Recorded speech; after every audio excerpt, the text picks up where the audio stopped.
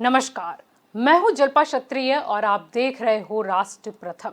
2024 के पहले के हर चुनाव अब भाजपा के लिए बेहद जरूरी है ताकि उस चुनावों की जीत से यह संदेश जाता रहे कि मोदी लहर कायम है।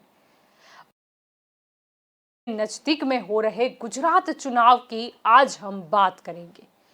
राजनीति का एक विराट स्वरूप नरेंद्र मोदी अनुभव से, पद से, राजनीतिक सूझबूझ से, और सामने अरविंद केजरीवाल राजनीति में जैसे नरेंद्र मोदी की छवि के सामने वामन रूप में आए हैं। उद्देश्य वही कि गुजरात में अपने पैर जमाना, यानी कि भाजपा के गढ़ नरेंद्र मोदी के गढ़ में आकर सब कुछ जीतना है, वो भी 3 राजनीतिक कदम से: शिक्षा, आरोग्य और बिजली। कोई पार्टी आके आपसे स्कूलों की बात नहीं करती, कोई पार्टी आके आपसे अस्पतालों की बात नहीं करती, कोई पार्टी आके आपसे बिजली की बात नहीं करती, रोजगार की बात नहीं करती। अकेली पार्टी है हमारी जो रोजगार की, बिजली की, पानी की, आपके परिवार की बात करती है। हाँ, वो भाई साहब कह रहे हैं अपनी जेब भरने से टाइम मिले तब हमारी बात करेंगे ना। मेरे को राजनीति करनी नहीं आती, मेरे को गुंडागर्दी करनी नहीं आती उनकी तरह। मैं पढ़ा लिखा आदमी हूं, ईमानदार आदमी हूं, देशभक्त आदमी हूं। मेरे को स्कूल बनाने आते हैं, मेरे को अस्पताल बनाने आते हैं। अगर आपको गंदी राजनीति चाहिए, गुंडागर्दी चाहिए, उनके पास चले जाए। अगर आपको स्कूल बनवाने हैं, अपने बच्चों के लिए स्कूल बनवाने हैं, मेरे पास आ जाना, मैं स्कूल बना दूंगा। अगर आपको भ्रष्टाचार करना है, मारपीट करनी है, गाली गलौज करनी है, उनके पास चले जाना। 27 साल से यही कर रहे हैं वो लोग। अगर आपको अस्पताल बनवाने हैं, बिजली चाहिए, सड़कें चाहिए, मेरे पास आ जाना, मैं इंजीनियर हूं, मेरे को काम करना आता है।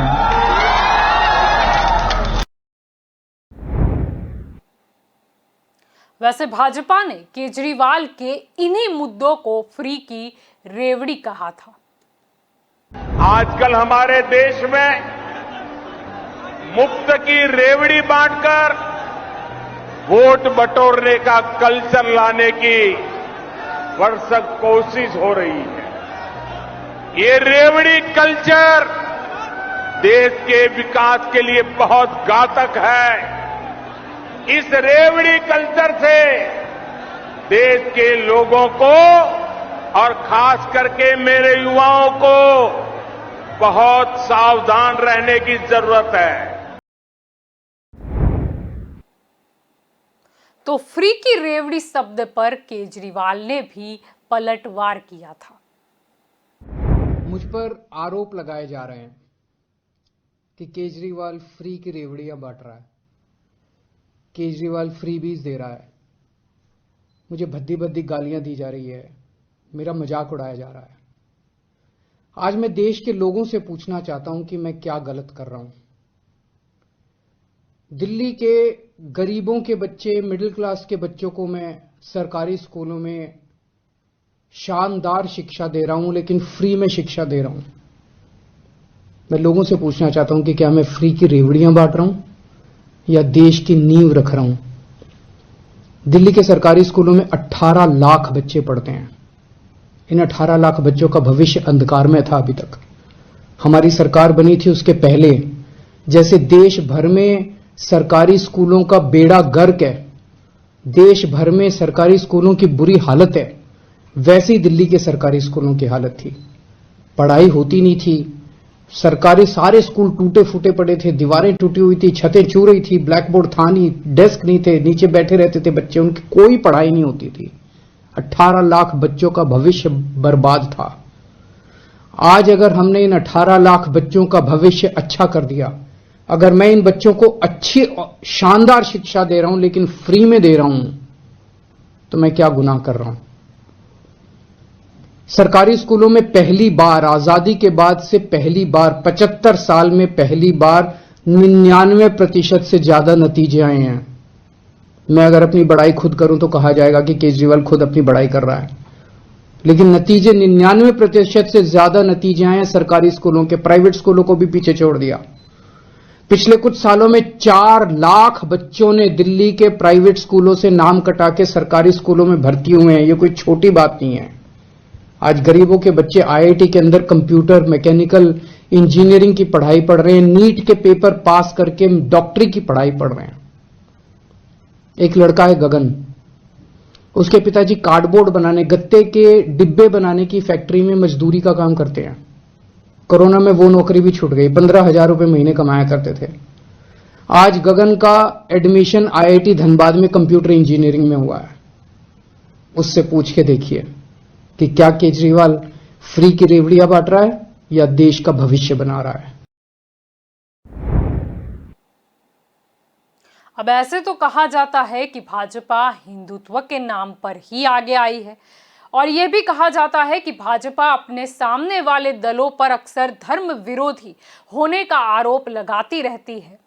अब आपको याद दिला दे कि गुजरात यानी कि मोदी जी के गढ़ में केजरीवाल ने राजनीतिक तौर पर एंटर करने की कोशिश की, तब केजरीवाल के हिंदू विरोधी होने के पोस्टर भी लगे थे, जिस पर केजरीवाल ने शाब्दिक हमला करते हुए यह तक कह दिया था कि उनको कृष्ण भगवान ने भेजा है कंस की औलादों का नाश करने।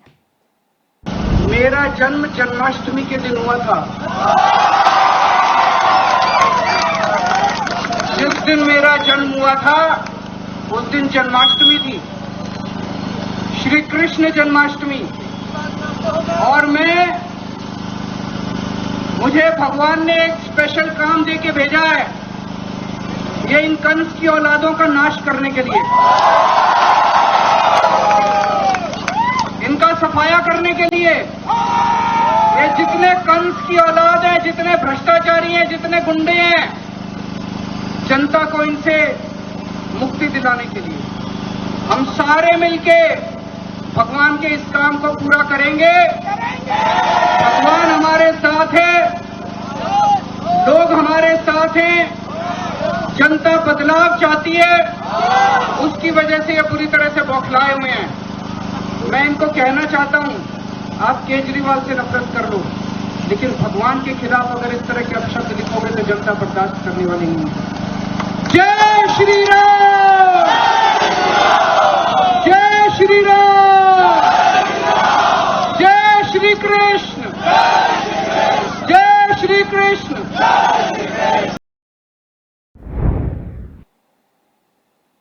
आपको याद दिला दे कि दिल्ली के मंत्री राजेंद्र पाल गौतम ने हिंदू देवी देवताओं की पूजा न करने की बात कही थी, जिसका एक वीडियो भी बहुत वायरल हुआ था, जिस पर पूरी भाजपा आम आदमी पार्टी पर हमलावर हो गई थी। ब्रह्मा विष्णु और महेश को कभी ईश्वर नहीं मानूंगा, और ना ही उनकी पूजा करूंगा।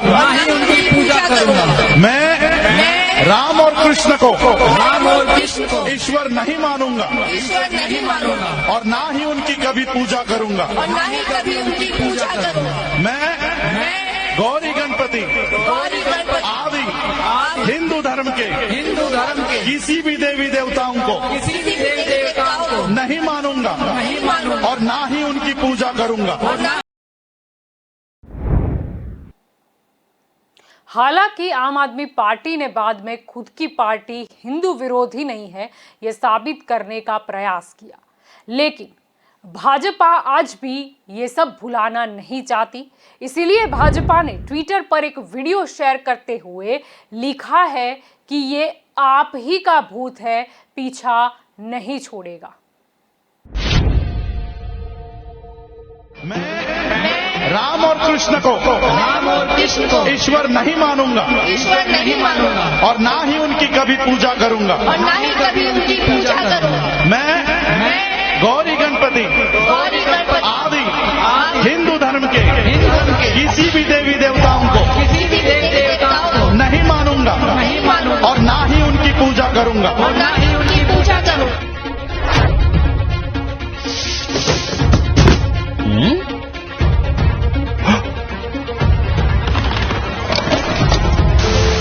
मेरा स्टैंड है कि राम मंदिर और मस्जिद दोनों वालों से पूछ लो, और अगर दोनों की सहमति हो तो वहां एक अच्छी यूनिवर्सिटी बनवाओ। राम मंदिर बनाने से राम राज्य नहीं आएगा।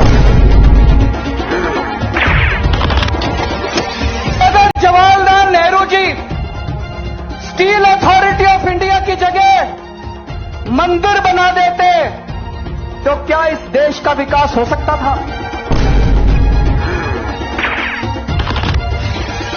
दिल्ली के मुख्यमंत्री अरविंद केजरीवाल एक बार फिर से विवादों में हैं और वजह यह है, उन पर आरोप लग रहा है कि उन्होंने हिंदू धर्म के पवित्र चिन्ह स्वास्तिक का अपमान किया है।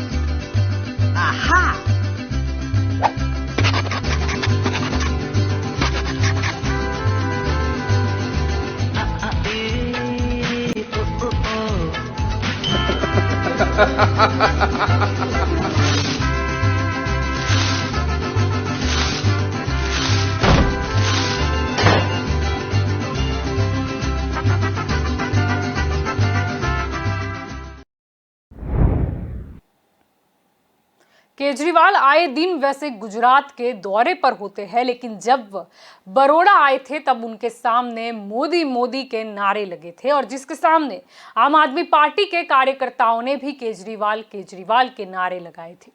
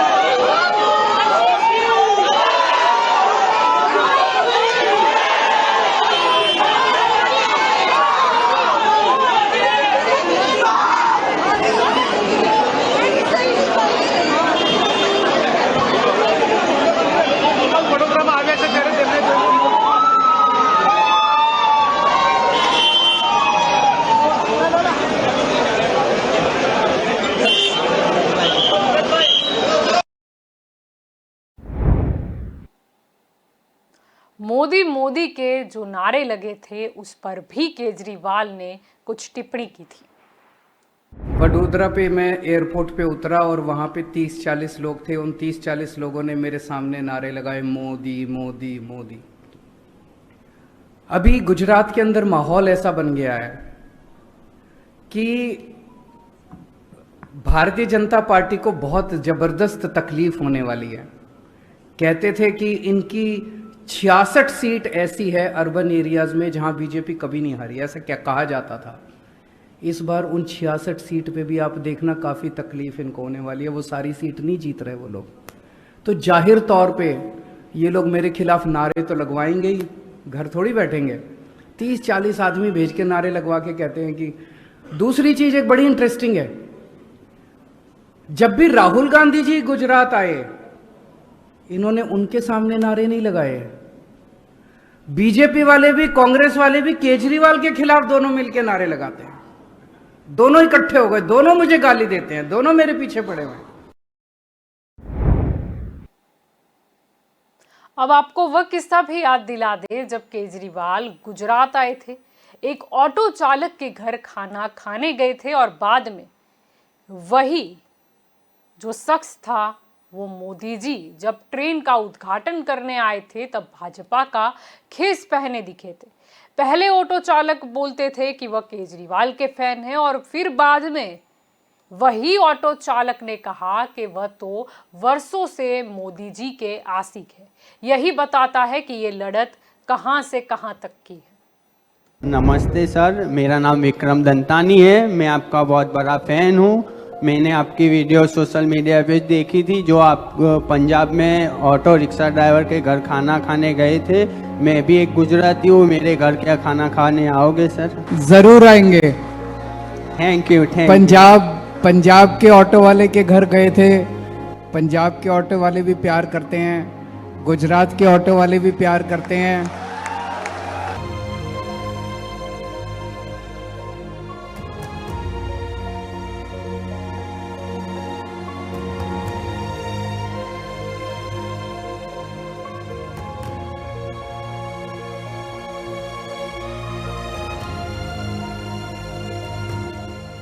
ऑटो ड्राइवर हैं अहमदाबाद में। आज ऑटो चालकों के साथ जो हमारा संवाद हुआ, उसमें विक्रम जी ने इच्छा जताई कि मैं उनके घर खाने के लिए आऊं और मैंने उनका निमंत्रण स्वीकार किया। अभी मैं उनके ऑटो में बैठ के उनके घर खाने के लिए आया, उनके पूरे परिवार से मिला, उनके दादा, उनकी पत्नी, उनका बच्चा, उनकी बहन, उनके जीजा जी, सब लोगों से मिला। बहुत अच्छा लगा इनके परिवार से मिलके।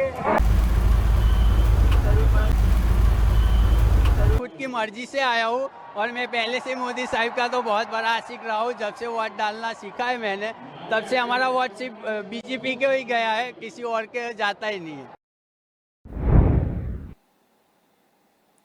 ये तो गुजरात चुनाव के मद्देनजर चल रही राजनीति की बात हो गई, लेकिन इस शुरू हुई राजनीति ने संदेश दे दिया है 2024 में भी मोदी वर्सेस केजरीवाल का।